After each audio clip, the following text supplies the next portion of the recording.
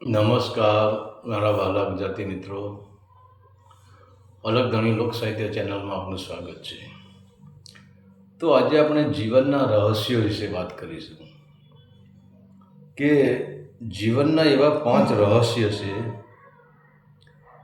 અને જો આ રહસ્યને તમે જાણી લીધા તો ખરેખર આ રહસ્ય તમારી જિંદગી બદલી નાખશે, તમારા જીવનનું પરિવર્તન કરી નાખશે. લોકો તમારો ઉપયોગ નહીં કરી શકે. તો શું તમે બીજા લોકો તમારો ઉપયોગ કરે છે? અને આજે જુઓ તો આજે આ જગતમાં એવું ચાલી રહ્યું છે કે તમારી કમજોરી તમે પોતે જ જાહેર કરો છો. તમારા ઘરમાં કેવું ચાલતું હોય, તમારા વિચારો કેવા હોય, તમારો પ્લાન કેવો હોય, તમારો આગળ ધપવાની ઈચ્છાઓ કેવી હોય, એ બધું જ તમે લોકોને કહી દો છો. તમારા મિત્રોને તમે કહી દો છો, તમારા સગાવાલાને કહી દો છો, કે પછી તમે તમારા મિત્રોને તમારા ઘરની પૂરેપૂરી વાત કરી દેશો. હવે તમારા મિત્રોને ખબર નથી કે તમારા ઘરમાં શું ચાલે છે, પણ જ્યારે તમે તમારા મિત્રો પાસે બેસો ને ત્યારે તમારી પૂરેપૂરી વાત કરી દેશો કે મારા તો ઘરમાં પત્ની આમ છે ને, દીકરાઓ આમ છે ને, પેલું આમ છે ને, પેલું આમ છે ને, ઘરમાં દુઃખ છે ને, ખોટા પૈસા વપરાઈ જાય છે ને. તમારા ઘરની જે હોય તે બધી વાત તમે તમારા મિત્રોને, તમારા સગાવાલાને, તમારા સંબંધીઓને તમે કહી દો છો.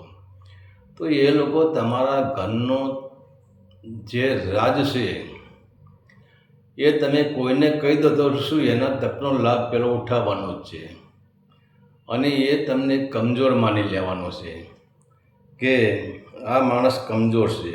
અને આ જમાનામાં તમે જુઓ, બીજા લોકો તમારો ઉપયોગ કરે છે. શું લોકો તમારો ફાયદો નથી ઉઠાવતા? લોકોને ખબર પડે કે આની કમજોરી આ છે, તો એ કમજોરીના લીધે લોકો તમારો ફાયદો ઉઠાવે છે. પરંતુ આપણે જોઈએ કે પહેલાંના રાજાના સમયમાં પહેલાં દરવાજા બહુ કઠિન હતા અને એ દરવાજાને તોડવા માટે હાથીની જરૂર પડતી. પરંતુ હવે આ લોકો શું કરતા, દરવાજાના આગળ ઊંટને ઊભો રાખતા અને હાથી આવીને ઊંટને ભેટું મારે તો ઊંટના શરીરમાં દરવાજાના ખીલા ઘૂસી જાય અને દરવાજો તૂટી જાય, પણ ઊંટ મરી જાય. તો તમારો ઉપયોગ અત્યારે ઊંટ જેવો થઈ રહ્યો છે. કહે છે કે ઘર ફૂટે ઘર જાય. તમે તમારા ઘરમાં કેવું ચાલે છે એ તમે કોઈને પણ જાહેર ના કરો, અને જાહેર કરવાથી કોઈ તમારું દુઃખ ભાગી શકવાનું નથી. કોઈ તમને સાથ સહકાર આપવાવાળો છે જ નહીં. બધા તમાશા જોવાવાળા જ છે અને આ તમાશા જોવાવાળા એ તમારો દુરુપયોગ કરી નાખશે અને તમે પોતે જ તમને મૂર્ખ બનાવી રહ્યા છો. તમારાથી મોટો કોઈ મૂર્ખ નથી. તમારા ઘરની વાત બહાર કરીને તમે ઘરને બદનામ કરી રહ્યા છો. જો તમે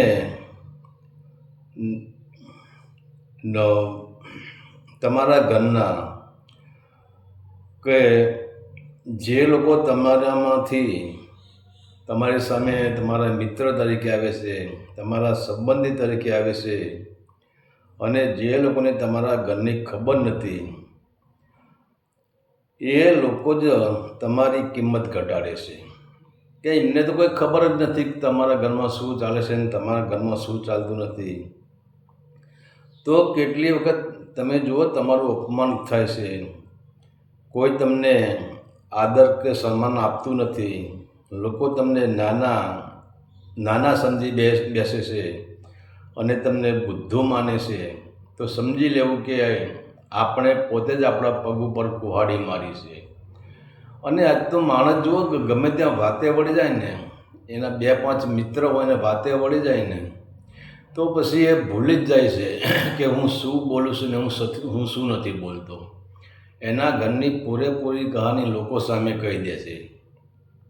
અને આમાં તો સ્ત્રીઓ ખાસ, સ્ત્રીઓને પણ આમાં વિચારવાનું છે કે 2-5 સ્ત્રીઓ ભેગી થાય એટલે પોતાના દીકરા વિશે, પોતાની વહુ વિશે, પોતાના બાળકો વિશે, પોતાના પતિ વિશે પૂરેપૂરું બહાર પોતાના ઘરનું જે ચાલતું હોય રહસ્ય એ બીજાને આપી દેશે.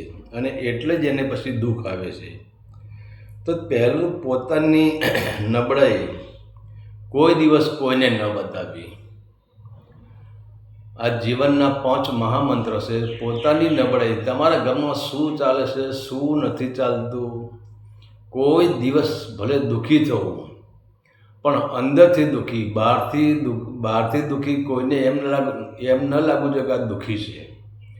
બહાર રહેવાનું વટથી પણ અંદર તમારી અંદર જે ભેદ પડ્યો છે, તમારા ઘરમાં જે રહસ્ય પડ્યું છે એ લગભગ કોઈને ના બતાવવું. અને કેમ કે લોકો તમારી નબળાઈને સાંભળીને વગર પૈસાનો તમાશો જોવા ઊભા રહે છે. લોકો અત્યારે શું છે, અત્યારે લોકો તમે જુઓ, અત્યારે તો 90% લોકો તમારા ઘરે આવે છે, ભલે તમારા મિત્ર હોય પણ એ તમારા મિત્ર હોતા નથી. એ સ્વાર્થી માણસો જ હોય છે. અને આવા મિત્રો સાથે તમે જો તમારા ઘરની નબળાઈ સંભળાવી દીધી તો પછી એ લોકો તમારો જ ઉપયોગ કરશે. અને ત્યારે પછી વગર પૈસે એ લોકો તમાશો જોઈ રહ્યા છે. અને જો તમે તમારી નબળાઈની વાત કરશો તો એ જ માણસો તમને નીચો પાડશે. દુનિયામાં બતાવશે કે તમે મજબૂત નથી, તમારા ઘરે આવું ચાલે છે, તમે આવા છો, તમે તેવા છો. તમારું બધું રહસ્ય ખોલી નાખશે. જ્યાં સુધી તમારી પાસે મિત્ર બેસે છે ત્યાં સુધી વાંધો નહીં આવે. અને અત્યારે તો વિશ્વાસ કરવા જેવો જવલ જ કોઈ મિત્ર મળે છે. તમારા ઘરની ચા પીએ ત્યાં સુધી જ તમારું સારું બોલે, તમારા ઘરનો નાસ્તો કરે ત્યાં સુધી જ તમારું સારું બોલે. પરંતુ જો એ જ મિત્ર ઊભો થઈને બીજાના ઘરે જઈને બીજાના ઘરે ચા પીવે તો તમારા જે દોષ હશે, તમારા જે અવગુણ હશે, તમારા ઘરમાં જે ચાલતું હશે એ બધું એ બીજા મિત્રને કહી દેશે કે આના ઘરે આવું છે, આના ઘરે આવું છે. તો તમે તમારી નબળાઈ કોઈ દિવસ બીજાને ન કહેશો. જે તમારી નબળી હોય એનો રસ્તો કાઢો અને એને હૈયામાં રાખો. બીજા નંબરે લોકોથી ડરવાનું એ ભૂલી જાઓ અને ડરવાનું બંધ કરી દો.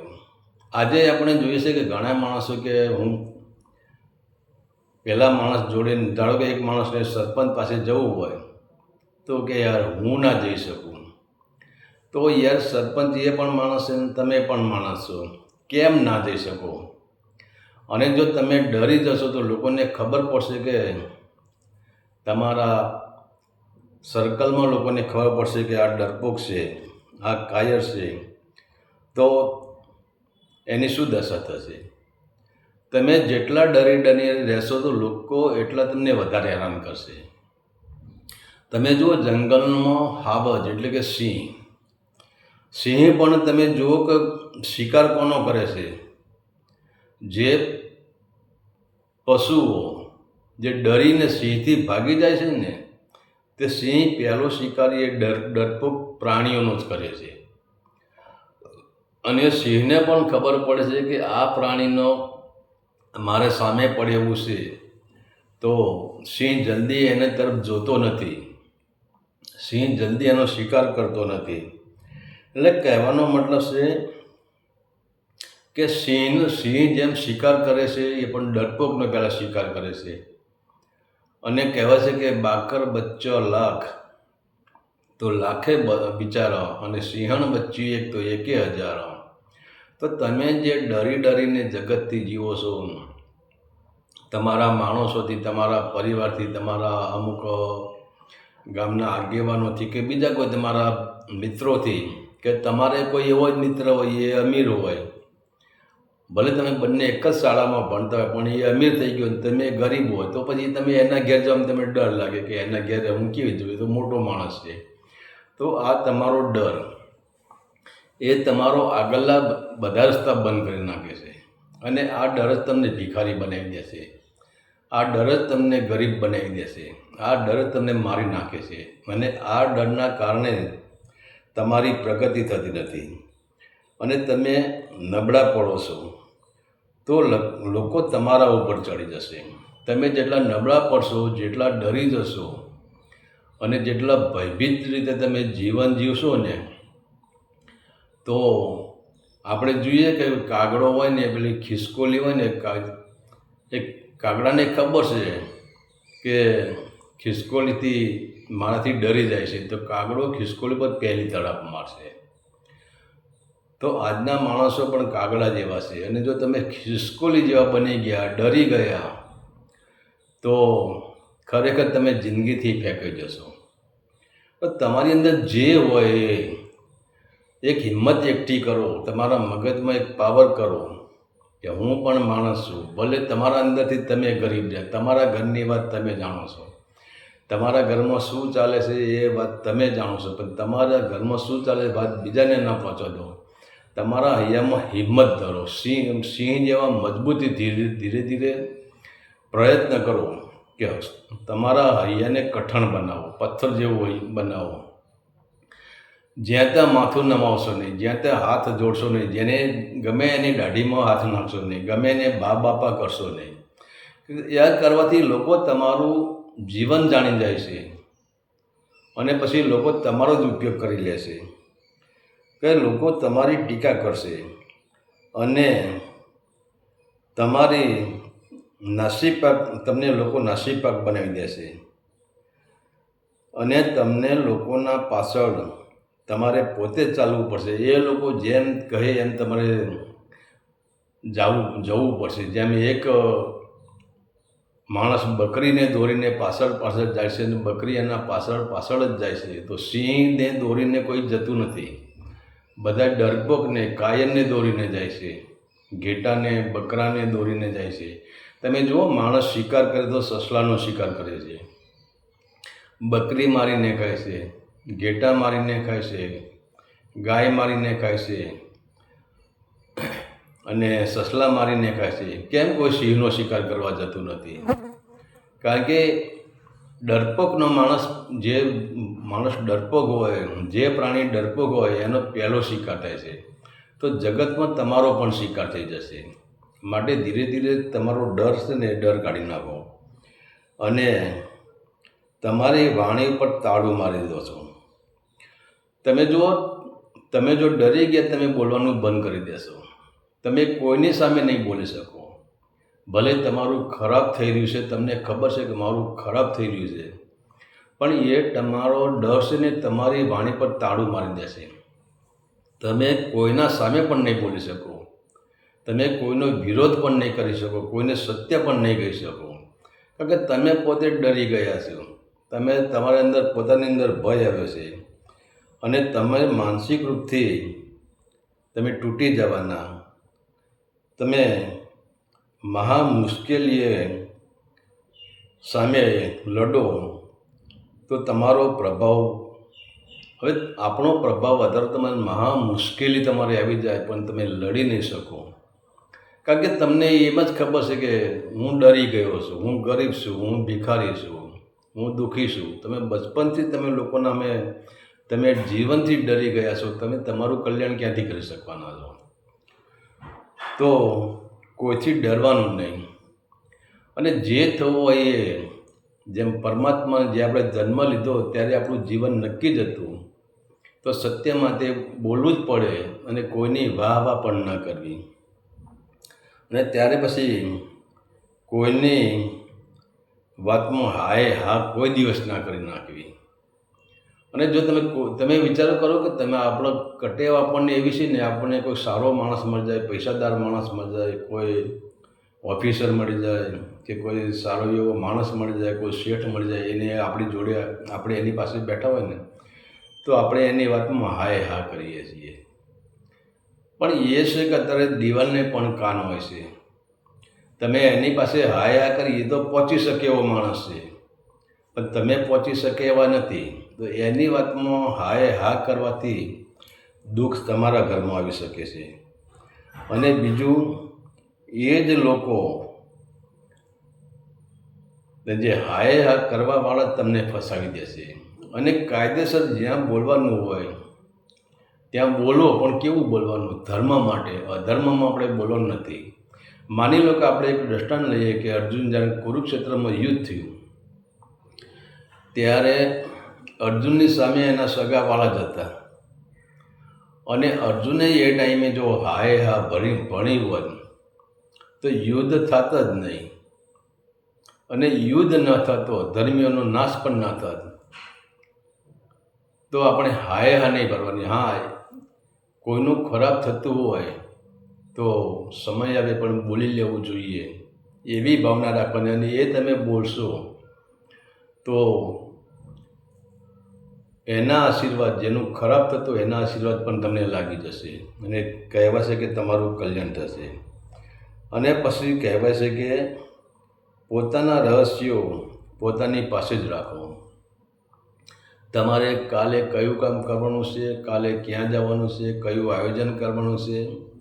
માની લો કે તમારે દીકરો પરણાવવાનો છે કે દીકરીના લગ્ન લેવાના છે, તો હવે આજનો માણસ તમે જુઓ, ગમે ત્યાં કહી દેશે મારે દીકરીના લગ્ન લેવાના છે, દીકરાના લગ્ન લેવાના છે, અત્યારે મારી પાસે આટલા પૈસા પડ્યા છે, અત્યારે મારે આ દાગીના લાવવાના છે, આ વસ્તુ લાવવાની છે, આટલા રૂપિયા પેલો ભાઈ આપવાનો છે, આટલા રૂપિયા પેલો ભાઈ આપવાનો છે, આટલા રૂપિયા પેલો ભાઈ આપવાનો છે.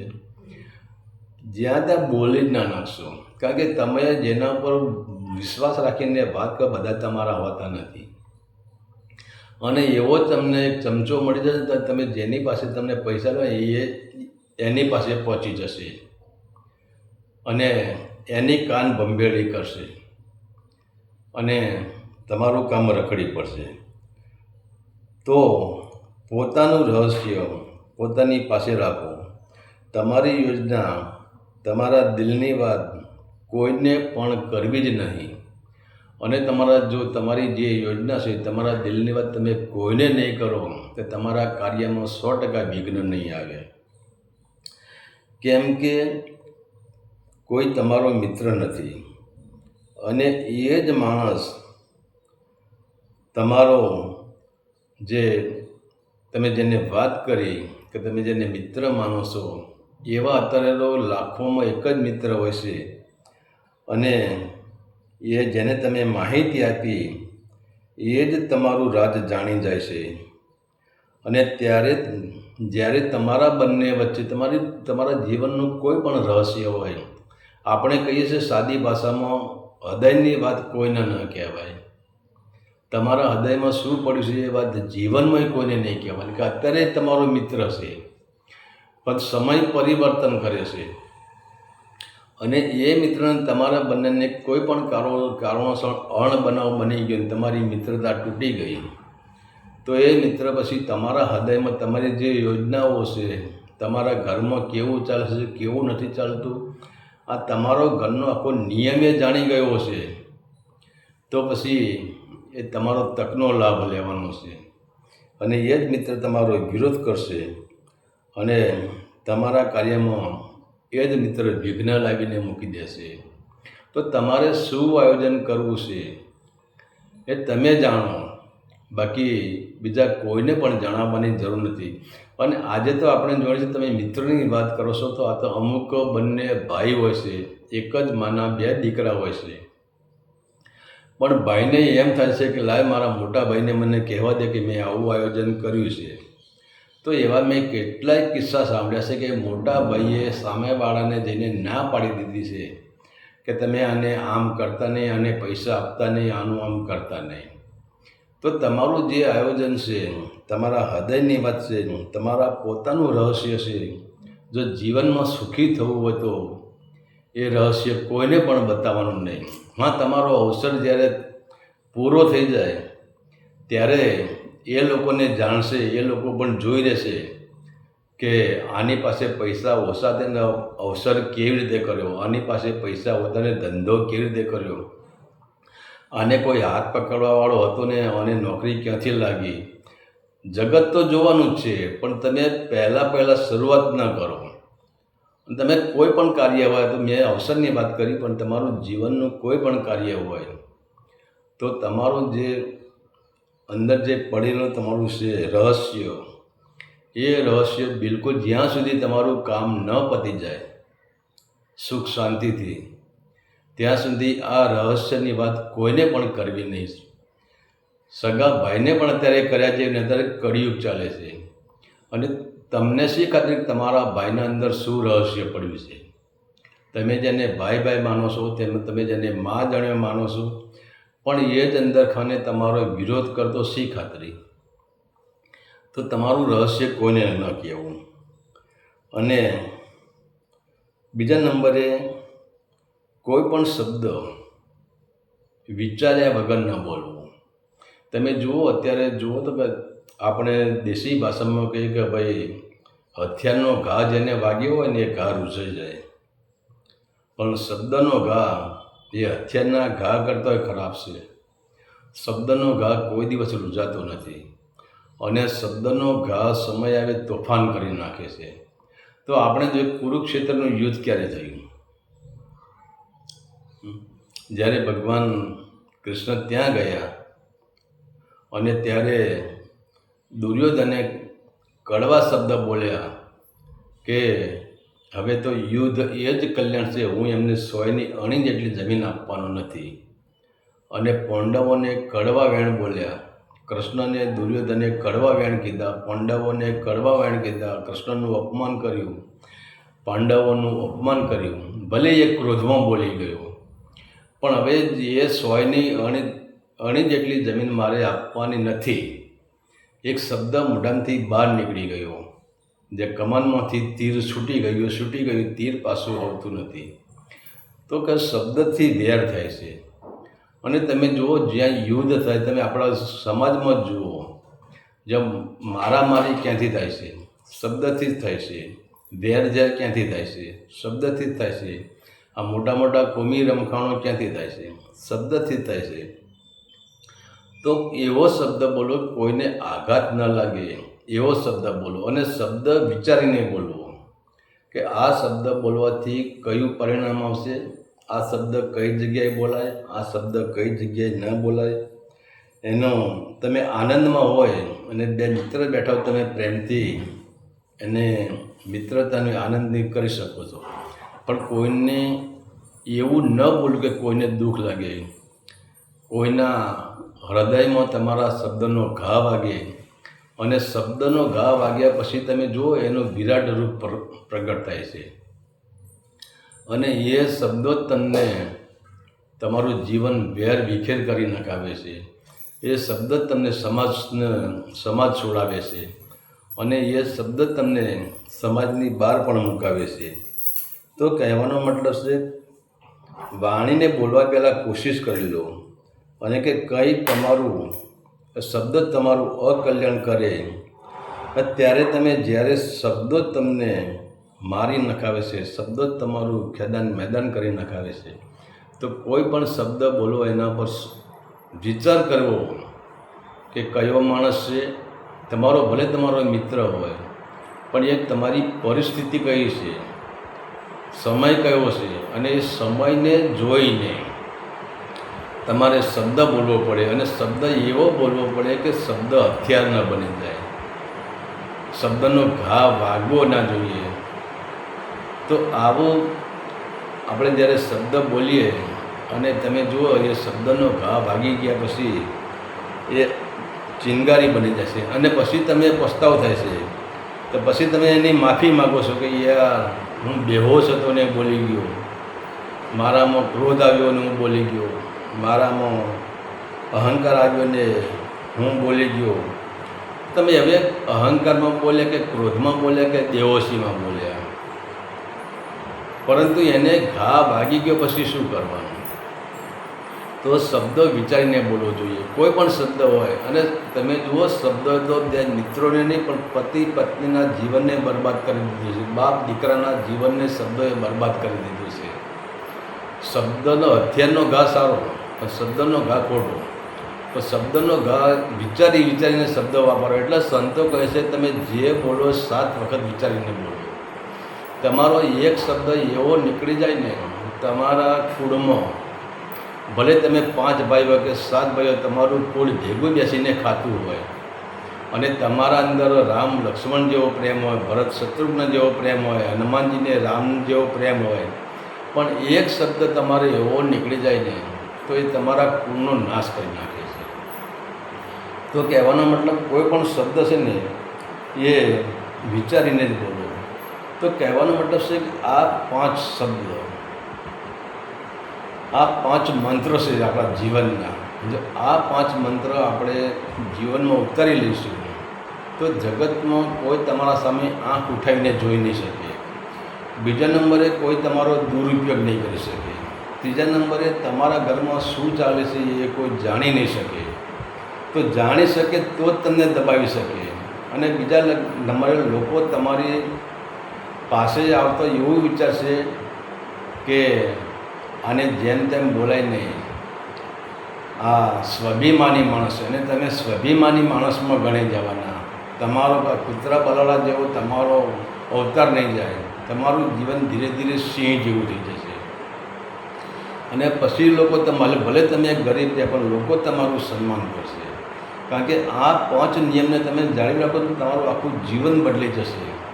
તમારું જીવન ભલે અત્યારે બકરી જેવું રહ્યું, તમારું જીવન ભલે અત્યારે ઘેટા જેવું રહ્યું, પરંતુ આ 5 મંત્રને તમે પકડી રાખશો ને તો તમારું જીવન ઓટોમેટિક સિંહ જેવું બની જશે.